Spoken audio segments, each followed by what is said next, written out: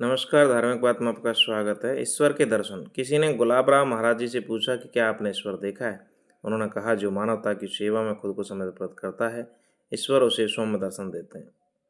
गुलाब राम महाराज जी का जन्म अमरावती के समीप माधन गांव में हुआ था। इनके पिता का नाम गोंदू जी और माता का नाम अकोलाबाई था।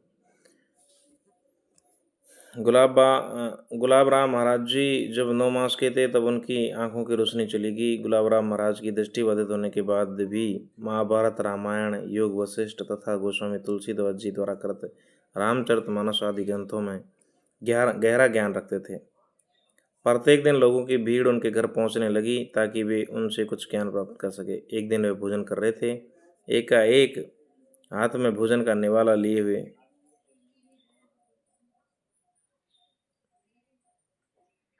उसे आगे बढ़ाया, मानो तो कुछ देना चाहते थे। माँ ने पूछा, बेटा ये क्या कर रहे हो? उन्होंने कहा कि एक तिलक और कुंडलधारी बालक आया है, बड़ा ही सुंदर और 4 हाथ वाला। मैं उसे ये निवाला दे रहा हूँ। किसी ने गुलाब राम महाराज से पूछा कि क्या आपने ईश्वर को देखा है? क्या आप मुझे ईश्वर के दर्शन करा सकते हैं?